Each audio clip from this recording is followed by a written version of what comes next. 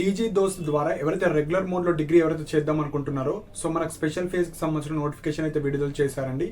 ఈ వీడియోలో మీరు వెబ్ ఆప్షన్స్ ఏ విధంగా పెట్టుకోవాలి, కాలేజెస్ లిస్ట్ కావచ్చు, ఫేజ్ 1, ఫేజ్ 2, ఫేజ్ 3లో సీట్ రాని వాళ్ళు వెబ్ ఆప్షన్స్ ఎట్లా పెట్టుకుంటే మీకు సీట్ వస్తుంది. సపోజ్ రెగ్యులర్ మోడ్లో రాకపోతే మీకు ఓపెన్ డిగ్రీ కూడా మనకు నోటిఫికేషన్ వచ్చింది, ఓపెన్ డిగ్రీస్ కూడా వేసుకోవచ్చు. సో ఇలాంటివి అన్ని పాయింట్స్ ఈ వీడియోలో డిస్కస్ చేయడం జరుగుతుంది. సో దోస్త్ డేట్స్ కన్నా కొన్ని ఇంపార్టెంట్ పాయింట్స్ చెప్తాను, లైక్ ఎలిజిబిలిటీ. సో ఈ స్పెషల్ ఫేజ్లో ఎవరు ఎలిజిబుల్ అంటే first point, phase 1, phase 2, phase 3లో పార్టిసిపేట్ చేసి సీట్ ఎక్కడ రాని వాళ్ళు వాళ్ళందరూ ఎలిజిబులే. సపోజ్ ఏదో ఒక ఫేజ్లో వచ్చి కాలేజీలో జాయిన్ అవ్వని వాళ్ళు ఉంటారు కదా, వాళ్ళు కూడా ఎలిజిబులే. సో సీట్ రాని వాళ్ళు, సీట్ వచ్చి జాయిన్ అవ్వని వాళ్ళు వాళ్ళందరూ ఎలిజిబులే. ఇది ఫస్ట్ పాయింట్. సెకండ్ పాయింట్ వచ్చేసి ఫేజ్ 1, ఫేజ్ 2, ఫేజ్ 3లో అసలు రిజిస్ట్రేషన్ వేసుకోలేరు.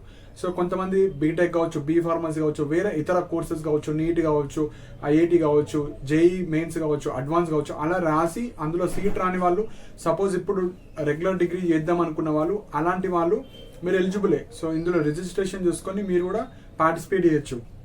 సో ఇప్పటి వరకు రిజిస్ట్రేషన్ చేసుకున్న వాళ్ళందరూ పార్టిసిపేట్ చేసుకోవచ్చు. Already join not eligible. So చాలా మంది ఇప్పుడు నేను ఏదో ఒక కాలేజీలో జాయిన్ అయ్యాను మళ్ళీ నేను పెట్టుకోవచ్చు అంటే నాట్ ఎలిజిబుల్.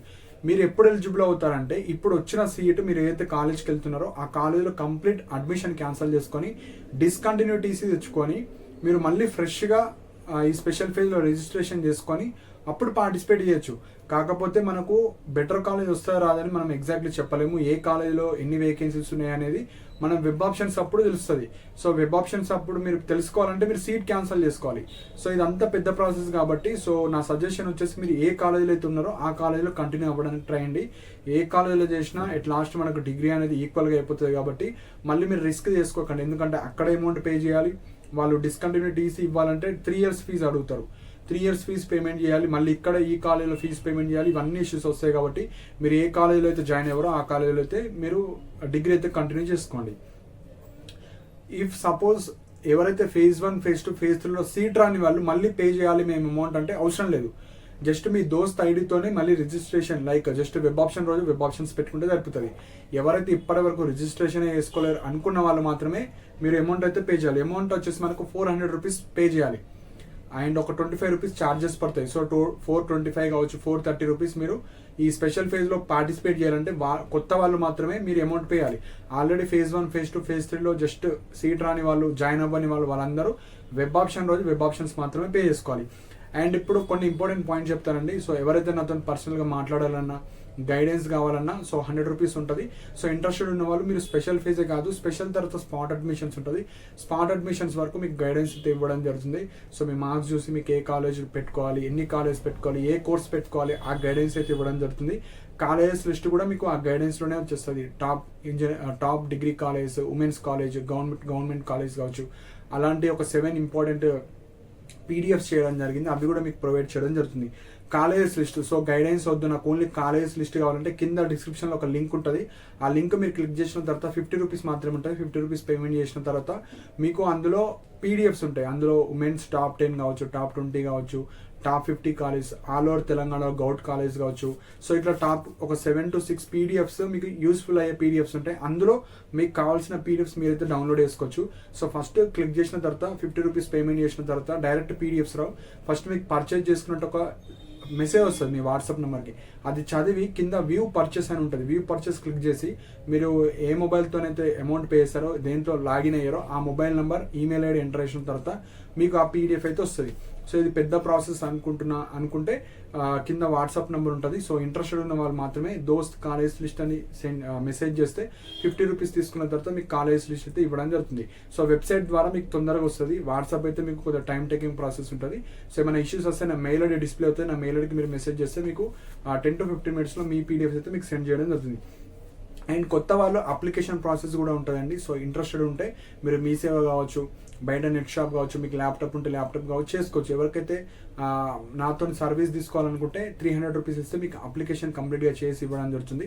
అందులోనే మీకు గైడెన్స్ కావచ్చు, కాలేజ్ లిస్ట్ కావచ్చు, అవన్నీ ఇవ్వడం జరుగుతుంది. అప్లికేషన్ అయితే 300 rupees. And web option service కూడా చాలా మంది తక్కువ వెబ్ ఆప్షన్స్ పెట్టడం, ఇంప్రాపర్ వెబ్ ఆప్షన్స్ పెట్టుకోవడం. సో ఇలా చేయడం వల్ల మంచి మార్క్స్ వచ్చిన వాళ్ళకు కూడా మీకు సీట్స్ అయితే రావు. సో ఇక్కడ వెబ్ ఆప్షన్ సర్వీస్ కూడా ఉందండి. So up to 5 college 100 rupees charge చేయడం జరుగుతుంది, అప్ టు 10 200 రూపీస్.